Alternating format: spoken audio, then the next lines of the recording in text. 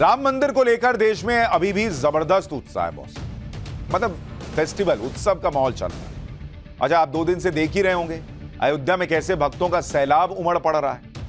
हर दिन देश के कोने कोने से लाखों श्रद्धालु अयोध्या पहुंच जा रहे हैं। मतलब इतनी बड़ी संख्या में लोग अयोध्या पहुंच जा रहे हैं कि मैनेजमेंट करने के लिए कहा गया कि भाई एक काम करो, अभी बस और मत भेजो। इतने बड़ी संख्या में लोग अयोध्या पहुंच रहे हैं और यहां आते हैं अयोध्या तो सब मोदी योगी यही कर ही रहे हैं। मोदी योगी की जोड़ी को भर भर के आशीर्वाद दे रही है पब्लिक।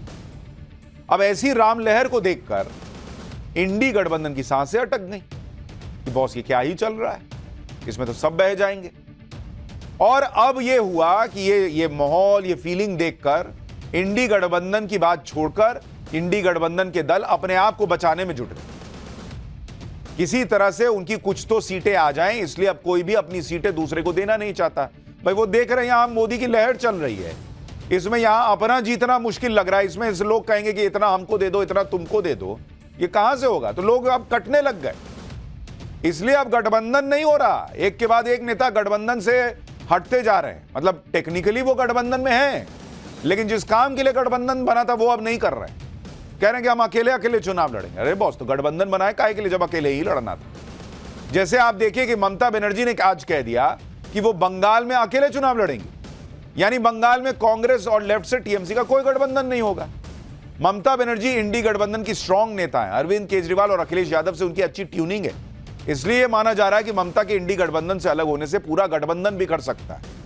इसके संकेत भी मिल रहे हैं। ममता बनर्जी ने कहा कि वो अकेले लड़ेंगी।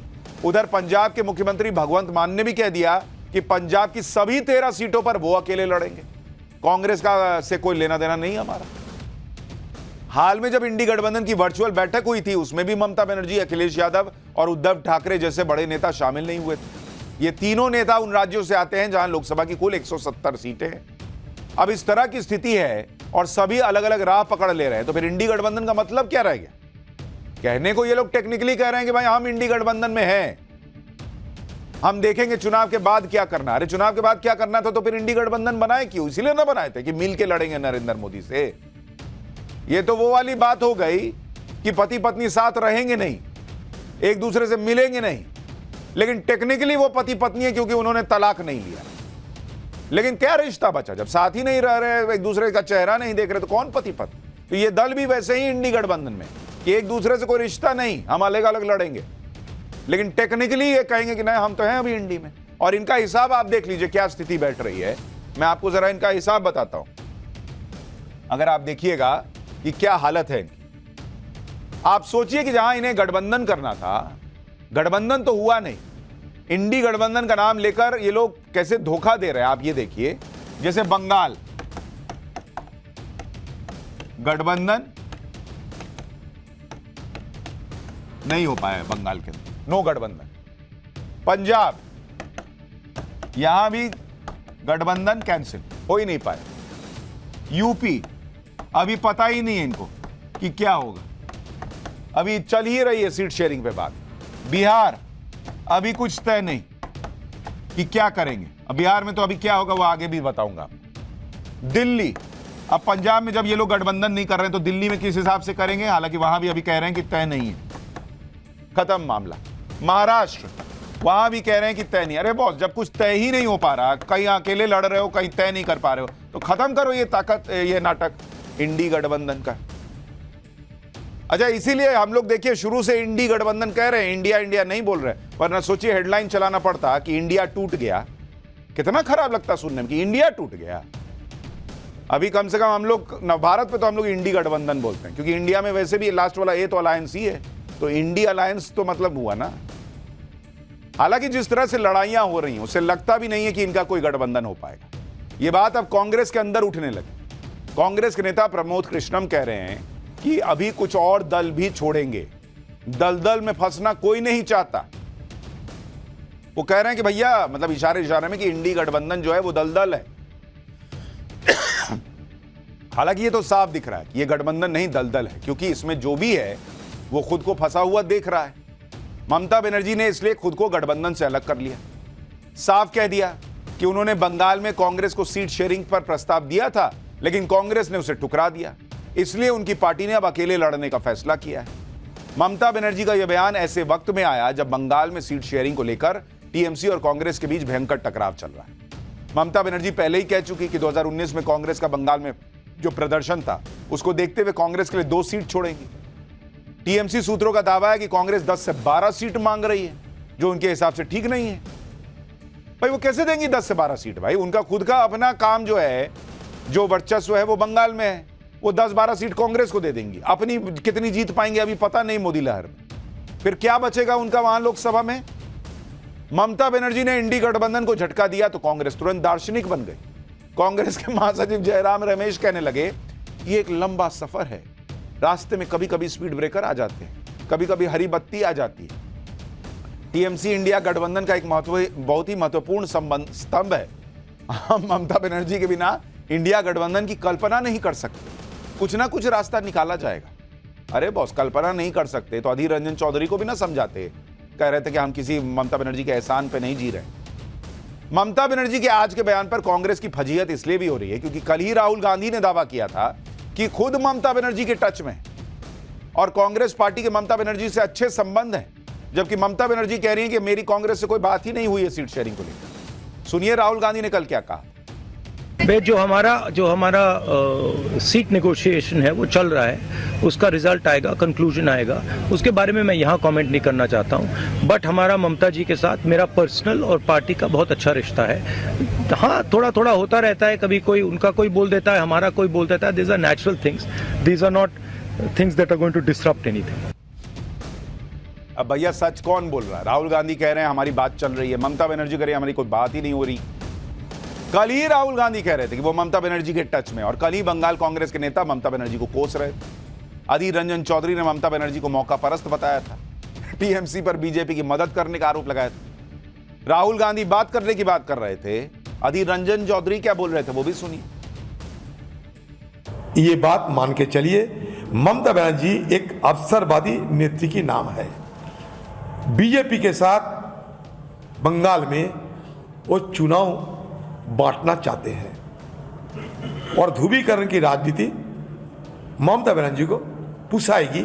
इसलिए हर किस्म के बहाना बनाते हुए इंडिया जोट के खिलाफ वो तरह तरह की बयानबाजी, चाहे प्रत्यक्ष या अप्रत्यक्ष रूप से, वो करना जारी रखी है। तो अधीर रंजन चौधरी ममता बनर्जी को अवसरवादी बता रहे हैं। अरे भाई, तो अवसरवादी है तो मत ना कीजिए गठबंधन। अच्छा, अब और कमाल देखिए, कल तक अधीर रंजन चौधरी ममता पर बरस रहे थे, उनको तेवर दिखा रहे थे। आज जैसे ही ममता बनर्जी ने अकेले लड़ने का ऐलान किया, वैसे ही अधीर रंजन चौधरी की बोलती बंद हो गई। अधीर रंजन चौधरी से जब ममता बनर्जी पर सवाल किया गया तो अधीर रंजन चौधरी ने ममता बनर्जी के खिलाफ आज कुछ नहीं कहा। अधीर रंजन चौधरी ने सिर्फ इतना ही कहा कि उन्हें गठबंधन के बारे में कुछ नहीं कहना, उनके पास गठबंधन को लेकर कोई जानकारी नहीं। यही काम कांग्रेस को पहले ही कर लेना चाहिए था, पहले कोस रहे थे, अब जब कह रही है कि हम अकेले लड़ेंगे तो ना, हमको कुछ नहीं कहना। ऐसा नहीं कि ममता बनर्जी ने अचानक कांग्रेस पर बम फोड़ दिया। ममता बनर्जी ने 2 दिन पहले ही इसके संकेत दे दिए थे। एक बार सुनिए ममता बनर्जी ने 2 दिन पहले कैसे संकेत दिए थे। जितना लीडर है रीजनल पार्टी को, मैंने क्या बोला, रीजनल पार्टी को इलेक्शन रीजनल पार्टी के ऊपर छोड़ दो, जो रीजनल पार्टी स्ट्रांग है, और 300 सीट में आप अकेला लड़ो, हम मदद कर देगा, हम आपका कोई सीट में हम नहीं लड़ेंगे। वो लोग क्या कहते हैं, हमको जो मर्जी हो हम करेंगे। एक बात याद रखना, बीजेपी को मदद मत करो। बीजेपी का अगर तुम लोग मदद करोगे कोई, तो अल्लाह का कसम आप लोगों को कोई माफी नहीं करेगा, हम तो माफी नहीं करेंगे। और बांग्ला में हम जब इंडिया का मीटिंग करते हैं, इंडिया नाम हमने दिया, लेकिन मेरे का दुख का बात है एक कहने का, हम जब मीटिंग में जाते हैं हम देखते हैं सीपीएम मीटिंग को कंट्रोल करते हैं, जिसको साथ 34 साल हमारा जिंदगी में लड़ाई किया हमने, हम उसको कोई एडवाइस नहीं मानेंगे। सुन रहे हैं, ममता बनर्जी कह रही हैं अल्लाह का कसम कोई तुमको माफ नहीं करेगा कांग्रेस को। गजब कसम खा रही। अच्छा, कांग्रेस को कह रही है कि तुम 300 सीट पे अपना लड़ लो। अरे भैया वो 300 सीट पे जहां पे सामने सामने की लड़ाई लड़ती है वहां क्या हाल होता है आपको पता नहीं है? हम बताएंगे अभी। बंगाल में कांग्रेस और टीएमसी के बीच टकराव इतना बढ़ गया कि ममता बनर्जी ने गठबंधन तोड़ने का ऐलान उस वक्त किया जब कल राहुल गांधी की भारत जोड़ो न्याय यात्रा बंगाल में इंटर होने वाली। इस यात्रा में शामिल होने को लेकर भी टीएमसी और कांग्रेस में झगड़ा हो गया। ममता बनर्जी ने कांग्रेस पर यह आरोप लगाया कि गठबंधन के सहयोगी होने के नाते कांग्रेस को यह बताना चाहिए कि उनकी यात्रा बंगाल में आ रही है। ममता बनर्जी ने दावा किया कि उन्हें कांग्रेस ने इसकी जानकारी तक नहीं दी, जबकि कांग्रेस के सूत्र कह रहे हैं कि ममता बनर्जी को कांग्रेस अध्यक्ष मल्लिकार्जुन खड़गे और राहुल गांधी दोनों ने भारत जोड़ो न्याय यात्रा में शामिल होने को लेकर अलग अलग पत्र लिखा था और यह पत्र 13 जनवरी को लिखा गया था। अब सोचिए जिन दो पार्टियों में यात्रा के न्योते को लेकर झगड़ा चल रहा है वहां सीट शेयरिंग और मिलकर चुनाव लड़ने की बात तो बहुत ही दूर की कौड़ी हो जाती है। जैसे ही ममता बनर्जी ने कांग्रेस के साथ गठबंधन तोड़ने की बात कही वैसे ही बाकी दलों की उंगली कांग्रेस की तरफ उठने लगी, क्योंकि कांग्रेस की तो ये लोग अब कांग्रेस को कोई बड़ा भाई मान ही नहीं जा रहा है। आम आदमी पार्टी के नेता सौरभ भारद्वाज ने कांग्रेस को नसीहत देते हुए कहा कि कांग्रेस नेता अधीर रंजन चौधरी को विवादित बयान से बचना चाहिए। उद्धव ठाकरे गुट की शिवसेना भी ममता की तरफ दिखी। आदित्य ठाकरे ने कहा कि ममता बनर्जी शेरनी की तरह लड़ रही हैं और उनकी लड़ाई राज्य के लिए अहम है। शरद पवार गुट की एनसीपी नेता सुप्रिया सुले ने कहा कि ममता हमारी दीदी है, हम सब उनका बहुत सम्मान करते हैं। जेडीयू नेता केसी त्यागी भी राहुल गांधी की यात्रा पर सवाल उठा रहे हैं, कह रहे हैं कि यह यात्रा इंडी गठबंधन के बैनर तले होनी चाहिए थी। केसी त्यागी ने भी माना कि चुनाव को लेकर बीजेपी की तैयारी बेहतर दिखी। यानी गठबंधन में हर दल किसी ना किसी तरह से कांग्रेस को ही कोहनी मार रहा है। यह तो कांग्रेस का हाल हो रखा है। क्या ये नरेंद्र मोदी को हराएंगे? कांग्रेस को कोई भाव ही नहीं दे रहा भाई। दरअसल कांग्रेस इस रणनीति पर इसलिए चल रही है कि वो उन राज्यों में ज्यादा से ज्यादा सीटों पर लड़े जहां लड़ाई क्षेत्रीय दलों और बीजेपी के बीच, क्योंकि कांग्रेस ये जानती है कि बीजेपी के साथ सीधी फाइट वो बहुत पीछे। और मैं आपको ये बताता हूं, जो ममता बनर्जी भी कह रही है ना कि भाई कांग्रेस अपना बीजेपी से अकेले अकेले दो हाथ कर ले। कांग्रेस वर्सेस बीजेपी ये जो सीधी फाइट होती है उसमें क्या होता है, सीधी टक्कर वाली सीटों का आपको हिसाब बताता हूं, जहां कांग्रेस और बीजेपी सीधे सीधे बाइपोलर मुकाबला है। 2019 में क्या हुआ था, 186 सीट ऐसी थी, उसमें से बीजेपी कितनी जीती? बीजेपी 186 में से 170 जीती और कांग्रेस कितनी जीती? कांग्रेस जीती 15। अब ये किस हिसाब से लड़ेंगे भाई आमने सामने? 186 में से 170 बीजेपी जीत रही है, ये 15 जीत रहे हैं, तो ये तो चाहेंगे ही कि भाई हम इंडी गठबंधन के साथ घुस के कहीं कहीं गठबंधन कर लें, तो अब तो हमारी कुछ सीटें आएंगी। क्योंकि 2014 में इसी हिसाब से आप देखिएगा तो क्या हुआ यही 186 सीट 2014 में जब थी आमने सामने की, तब बीजेपी ने 162 जीती थी और कांग्रेस को तब 24 सीट आई थी। यानी जब 5 साल की एंटी इनकम्बेंसी हुई तब कांग्रेस की सीट और घट गई और बीजेपी की सीट और बढ़ गई। अभी राम मंदिर है, मोदी लहर और तेज हो गई है, कहां कांग्रेस बचेगी बॉस? तो ये इसीलिए क्षेत्रीय दलों के कंधे पे चढ़ना चाहते हैं और इसीलिए सोच रहे हैं कि भाई हम कुछ वहां पे कर लेंगे तो हमारा काम हो जाएगा। अब इंडी गठबंधन में हर किसी के निशाने पर कांग्रेस इसलिए भी है क्योंकि कांग्रेस उन राज्यों में भी ज्यादा सीटें मांग रही है जहां उसका कोई जनाधार नहीं। जैसे बंगाल में कुल 42 लोकसभा सीटें, कांग्रेस 10 से 12 सीटें मांग रही है, जबकि 2019 लोकसभा चुनाव में कांग्रेस 40 सीटों पर लड़ी और जीती कितनी? 2।